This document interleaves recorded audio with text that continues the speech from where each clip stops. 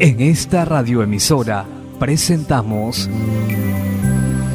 Llaves para vivir con éxito, a cargo del internacionalmente conocido maestro de la Biblia y escritor Derek Prince, quien comparte su experiencia personal y ministerio cristiano en Llaves para vivir con éxito. Bienvenidos.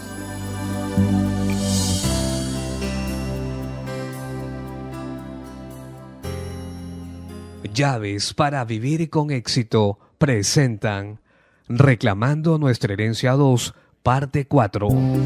Me alegro de estar con usted nuevamente para seguir estudiando nuestro tema rico y excitante esta semana. Reclamando nuestra herencia. En mi charla de ayer expuse la verdad contenida en 2 de Pedro 1, del 2 al 4. Siendo que estos versículos están relacionados con la provisión de Dios para nosotros, resumí esta verdad en 7 declaraciones sucesivas y la repetiré como una introducción a mi charla de hoy. Primero, la provisión de Dios es abundante. Segundo, Dios es la única fuente. Jesús es el único canal. Tercero, el poder de Dios ya nos ha dado todo lo que necesitamos y observamos que el tiempo verbal es el pasado perfecto. No es algo que Dios va a hacer, es algo que Él ya hizo. Cuarto, y eso se repite para enfatizar que todo está contenido en conocer o reconocer a Jesús, no solo es saber de Él intelectualmente, sino reconocerle y darle el lugar que merece en nuestras vidas. Quinto, la provisión está en las promesas. Esa es la clave para entender todo. Lo repetiré. Recuérdelo, llévelo consigo. La provisión está en las promesas. Sexto, al apropiarnos de las promesas somos partícipes de la naturaleza divina. La naturaleza de Dios está en nosotros. Y séptimo, en proporción a esa participación huimos de la corrupción que hay en el mundo a causa de la concupiscencia, porque la naturaleza de Dios y la corrupción son incorruptibles. Donde quiera que entre la naturaleza de Dios, ya no hay más espacio para la corrupción. Hoy voy a tratar en una manera muy práctica con los pasos que debemos dar para entrar en nuestra herencia. En el Antiguo Testamento hay un libro que describe cómo entró el pueblo de Dios, Israel, en la herencia que Dios le prometió. Ese libro de Josué, entendido correctamente, ese libro provee un patrón que nosotros también podemos seguir al entrar en nuestra herencia en el Nuevo Testamento. Voy a leer los primeros 3 versículos del capítulo 1 del libro de Josué. Aconteció después de la muerte de Moisés, siervo de Jehová, que Jehová habló a Josué, hijo de Nun, servidor de Moisés, diciendo: Mi siervo Moisés ha muerto. Ahora pues levántate y pasa este Jordán tú y todo este pueblo a la tierra que yo les doy a los hijos de Israel. Yo os he entregado, como lo había dicho Moisés, todo lugar que pisara la planta de vuestro pie. Hay varios puntos importantes que debemos notar en esta introducción del libro de Josué. Nos da la clave para entender lo que sigue en el resto del libro. Note que Dios empezó lo que tenía que decirle a Josué con las palabras: mi siervo Moisés ha muerto, ahora pues. Y solo quiero apuntar a un tipo de principio en la vida espiritual que a menudo una muerte precede a una nueva etapa. Muchas veces algo tiene que morir para poder dar el siguiente paso. Moisés había sido uno de los líderes más grandes que Dios había dado a su pueblo, pero solo fue hasta después de su muerte que el pueblo pudo entrar en su herencia. Así que, aunque lloraron la muerte de Moisés, no fue un desastre sino un hecho necesario para el siguiente paso. Yo creo que encontramos esto en nuestras propias vidas espiritualmente. Es algo como el ciclo de las estaciones. Después del verano viene el otoño y luego el invierno, que es un tiempo de muerte. Pero después del tiempo de muerte del invierno viene la renovación y la frescura de la primavera. Yo creo que hay algo así en nuestras vidas. He notado muchas veces que cuando Dios tiene algo nuevo para mí, algo viejo debe morir antes de poder entrar en lo nuevo. Sigamos con esta lección de Josué. El segundo punto es que Dios requería que todo el pueblo cruzara el río. Es tan diferente a la iglesia contemporánea, donde si obtenemos un 50% de respuesta de la gente, pensamos que va bien. Pero en este punto, en el trato de Dios con su pueblo, Él dijo que ninguno debía quedarse atrás. Todo el pueblo debía cruzar. Creo que hay algo delante del pueblo en los próximos años que va a ser así. Que todas las personas que quieran pertenecer al pueblo de Dios y a la herencia de Dios deben cruzar el río. Ahora quiero que note los tiempos verbales que usa. En el versículo usa el presente yo les doy. Pero en el versículo 3 usa el tiempo perfecto. Yo os he entregado. La lección es esta. Cuando Dios dice yo doy, eso lo asegura. Después de eso es yo he dado. Desde entonces Israel tuvo el derecho legal dado por Dios sobre la tierra, pero todavía no tenía posición real, no les pertenecían empíricamente, más que antes que Dios hablara. Quiero que vea esa verdad. Hay una diferencia entre el derecho legal y la posesión experimentada de lo que Dios nos ha prometido.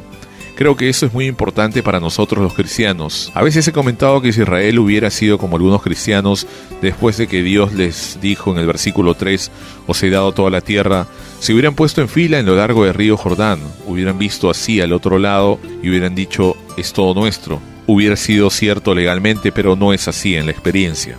Los cananeos aún dominaban la tierra. Recuerde este principio que sale del libro de Josué. Una cosa es tener el derecho legal y otra experimentar su posesión.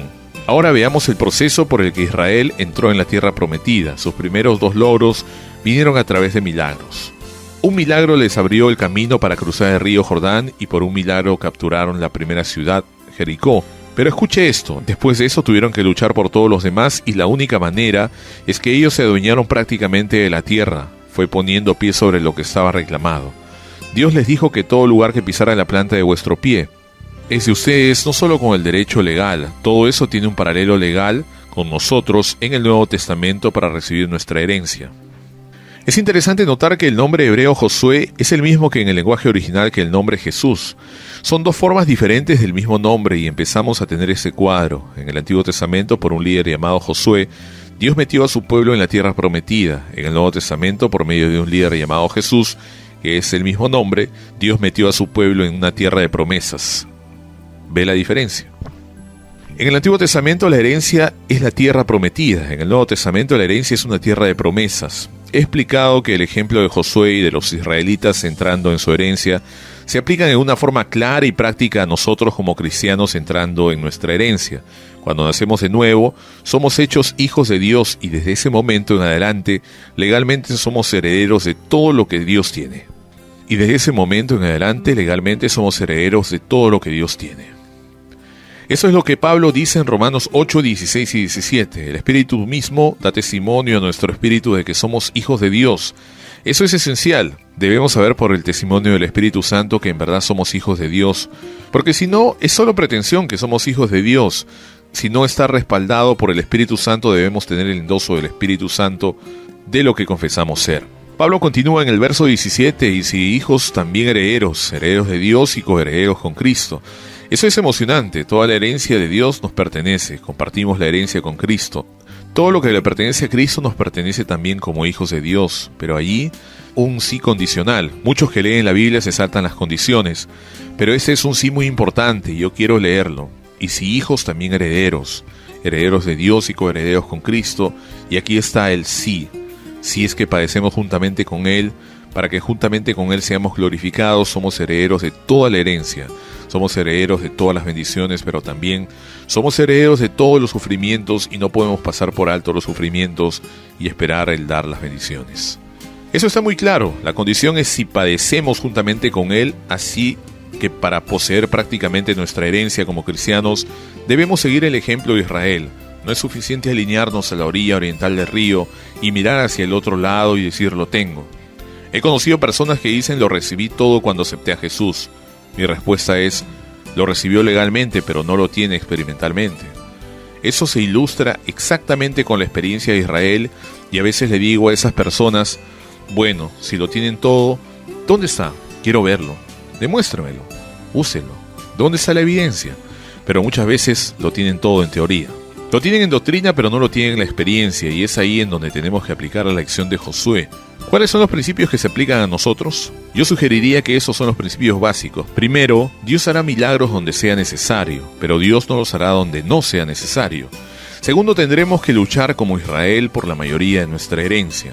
No entraremos en una herencia a menos que estemos preparados para enfrentar los poderes de las tinieblas que nos oponen y derrotarlos con las armas que Dios nos ha dado. Los cristianos que no luchen no entrarán en la herencia. Quiero sugerirle que usted probablemente entrará en el cielo sin teología, pero dudo que llegue sin agallas. Se necesita agallas para ser cristiano, se necesitan para entrar en nuestra herencia.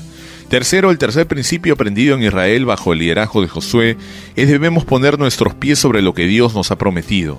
Tenemos que tomar posesión individual y personalmente por nosotros mismos, y es aquí donde viene el sufrimiento, porque cuando lo hacemos, encontraremos que compartimos inevitablemente los sufrimientos de Cristo. Veamos brevemente nuestras dos responsabilidades, las dos cosas que debemos hacer.